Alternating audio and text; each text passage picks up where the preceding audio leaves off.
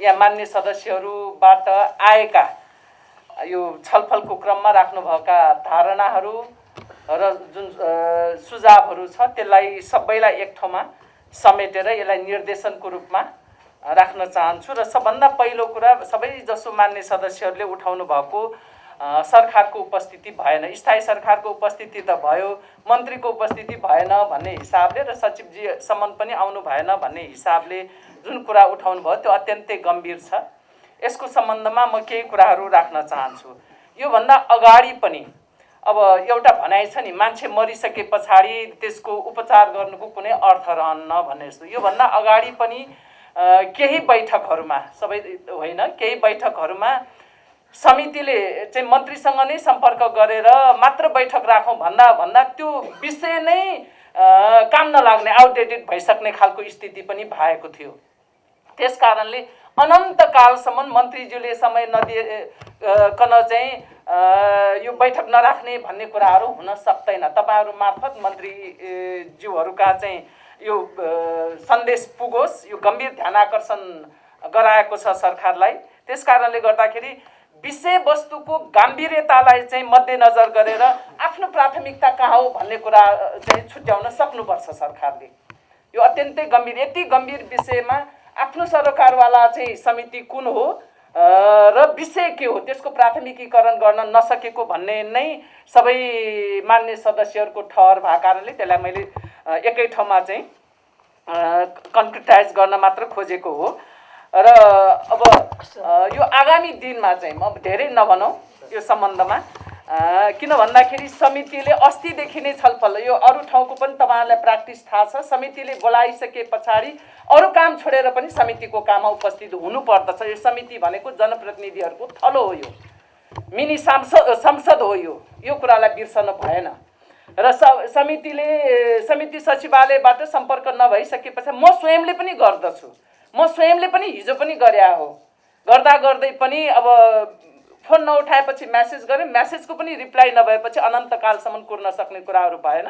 त्यसपछि मान्य सदस्यहरूसँग, केही मान्य सदस्यहरूसँग सल्लाह गर्दाखेरि अनन्तकालसम्म कुर्न सकिन्न, यो गरौँ भन्ने भइसके पछाडि आजको बैठक आयोजना गरेको हो। र आगामी दिनमा यसो नहोस् भनेर समितिले चाहिँ सम्बन्धित मन्त्रालयको र मन्त्रीज्यूको गम्भीर ध्यानाकर्षण गराउँदछ। यो सन्देश चाहिँ पुर्याइदिनु होला। अब म मान्य सदस्यहरू, हजुर ठिकै छ, यसलाई पनि लिखितकै हिसाबबाट गर्ने हो भने त्यही अनुसारले गरौँला। मान्य सदस्यले राख्नुभएको विषयलाई मैले यसलाई सार संक्षेपीकरण गरेको हो। अब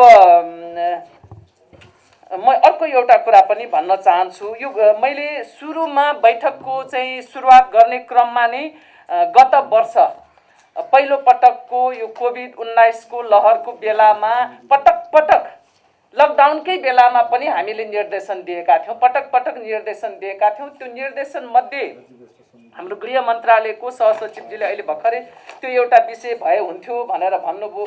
यो विषयलाई अझै जोड दिनुपर्छ भनेदेखि फेरि हामी यसलाई राख्छौँ, होइन भनेदेखि गत वर्षको नै यो निर्देशनमा हाम्रो के गएको थियो भन्दाखेरि कोभिड-19 को सङ्क्रमण न्यूनीकरण तथा रोकथाम गर्न रणनीतिक योजना बनाई प्रभावकारी कार्यान्वयन गर्ने र समुदाय स्तरमा रहेका निवृत्त स्वास्थ्यकर्मी, हेर्नुहोस् है, यतिसम्म पनि हामीले गरेका छौँ।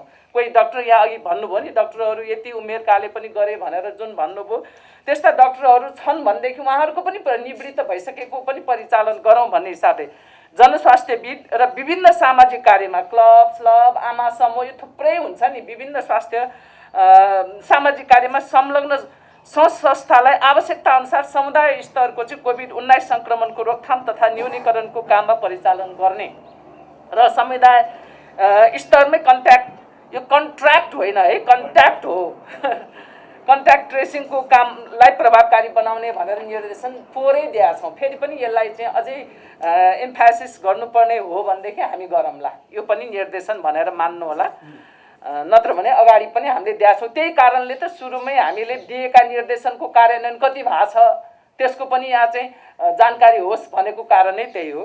अब म आजको मान्य सदस्यहरूले राख्नु भएको सुझावको आधारमा यसलाई चाहिँ यसरी बुदागत रूपबाट तलमाथि हामी पछि मिलाउँला। मैले अब रफली बुदागत रूपबाटको टिपोट गरेको छु। कोभिड-19 रोकथाम तथा नियन्त्रणका सम्बन्धमा विगतमा समितिले दिएका विगतमा पटक पटक समितिले दिएका निर्देशनहरूको कार्यान्वयनको अवस्थाका सम्बन्धमा समीक्षा गरी कार्यान्वयन नभएका निर्देशन एवं सुझावहरूलाई प्राथमिकताका साथ कार्यान्वयन गर्ने भनेपछि थुप्रै निर्देशन दिएका छौँ, त्यो सबै परिहाल्यो।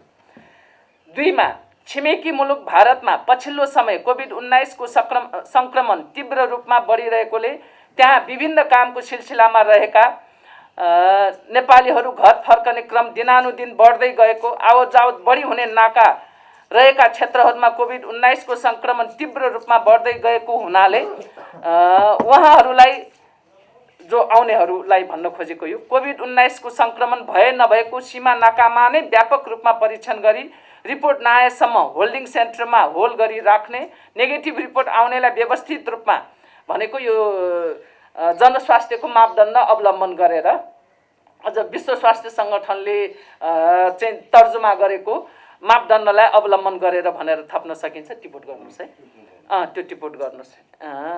यहाँ मनमा आयो, यहाँ लेख्न चाहिँ लेखिएन छ, मैले मुखले भने त्यो आउनेलाई व्यवस्थित रूपमा अभिलेख राखी न्यूनतम 10 दिन क्वारेन्टिन हो है, यो क्वारेन्टिनमा राख्ने र पोजिटिभ रिपोर्ट आउनेलाई आइसोलेसनमा राख्ने व्यवस्था तत्काल गर्नुका साथै क्वारेन्टिन र आइसोलेसन केन्द्रहरू महिला मैत्री बनाउने, यो भएपछि पुग्छ होला हैन, महिला मैत्री बनाउने भनेपछि।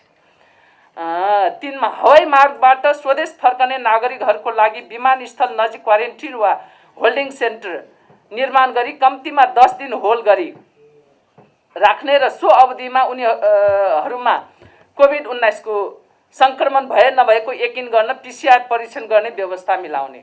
4 कोभिड-19 को कारण देखाई दैनिक उपभोग्य वस्तु स्वास्थ्य सामग्रीहरूको बजारमा कृत्रिम अभाव, अहिले हेर्नुस् महँगी यति बढेको छ, अनुगमन छ भन्छ, अनुगमनले काम गरेको छैन, त्यो प्रभावकारी छैन। कृत्रिम अभाव सिर्जना गर्ने, कालो बजारी गर्ने, मूल्य वृद्धि गर्ने जस्ता कानुन विपरीतको कार्य हुन नदिन बजार अनुगमनलाई तीव्रता दिने तथा नागरिक प्रति गैर जिम्मेवारीपूर्ण काम गर्ने अथवा कानुन विपरीत काम गर्नेलाई कडा कारबाही गर्ने। ल यो पनि थप्नु होला, यो पनि थप्नु होला है, ठिकै छ। अब यहाँ देखाउनु, यो टिपोट गर्नु हजुर, त्यसको हामी अर्को बस्दैछौँ, अर्को बैठक बस्दैछौँ त्यसको। अहिले आज कोभिड सँग मात्रै पर्छ, तर त्यसको हामीले स्पेसिफिक रूपमा ल त्यो पनि राखौँला, त्यो पनि टिपोट गरौँला। त्यसको लागि हामी कहाँ उजुरी नै पर्या भएर त्यसको विषयमा अलग्गै बस्ने भनेर अस्ति हामीले ठिक छ त्यो पनि हामी यहाँ थपाउँला, त्यो पनि थपियो। 5 मा कोभिड-19 को दोस्रो लहरबाट उत्पन्न विषम परिस्थितिको सामना गर्न केन्द्रीकृत एवं रणनीतिक कार्ययोजनाको निर्माण, त्यसको प्रभावकारी कार्यान्वयन र व्यवस्थापन कार्यमा सहयोग र सहकार्यका लागि सरकारको पहल कदमीमा सबै राजनीतिक दल, जनस्वास्थ्य विज्ञ र सम्बन्धित सरोकारवालाहरूको सहभागितामा सर्वपक्षीय उच्च स्तरीय समिति, कार्यदल तथा अनुगमन समिति निर्माण गरी यस महामारी विरुद्धको महाअभियानमा क्रियाशील बनाउने। 6 हरेक निर्वाचन क्षेत्रमा कोभिड-19 को रोकथाम एवं नियन्त्रणमा सहयोग, समन्वय, सहजीकरण र अनुगमन गर्ने कार्यका लागि सङ्घीय सांसदको नेतृत्वमा प्रदेश र स्थानीय तहका जनप्रतिनिधिको समेत सहभागितामा अनुगमन समिति निर्माण गर्ने।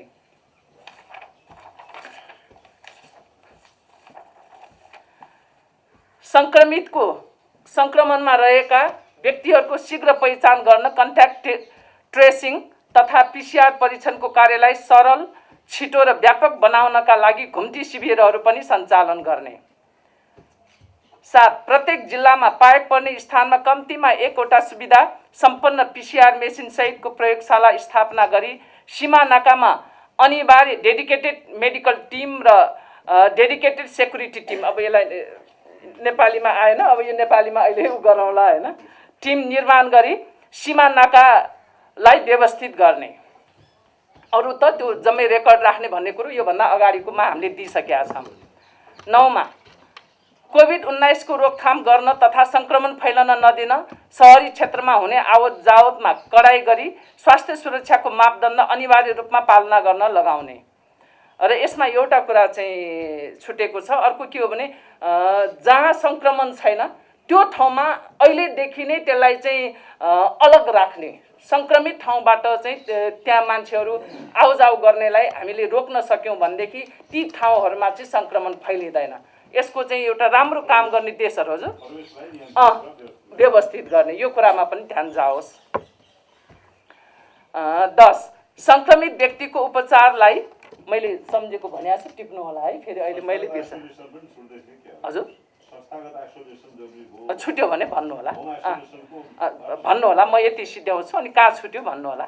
संक्रमित व्यक्तिको उपचारलाई प्रभावकारी बनाउन हाल सञ्चालनमा रहेका आइसोलेसन कक्ष, आइसियु को क्षमता विस्तार, अक्सिजन आपूर्ति वृद्धि गरी उपचार नपाई अकालमा मृत्यु हुने अवस्थाको अन्त गर्ने।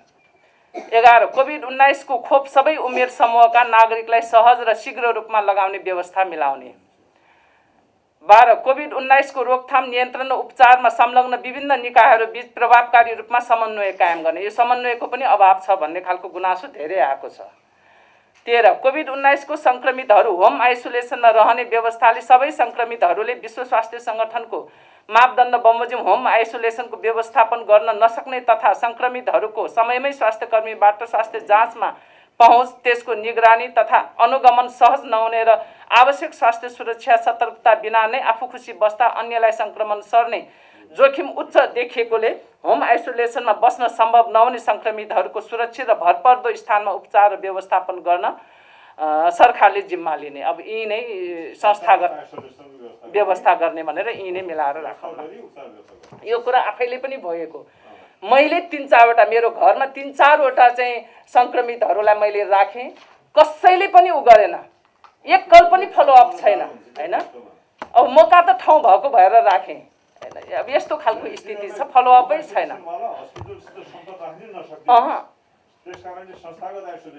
ठिक छ। अब मैले यहाँ चाहिँ हाम्रो यो सहप्रवक्ता छ नि समीर अधिकारीलाई फोन गर्ने, कहिले कसलाई फोन गर्ने गरेर के गर्ने भनेर आफैले सबैले त यो गर्न सक्दैन नि त, फलोअप पनि छैन, केही पनि छैन, यो खालको स्थिति छ।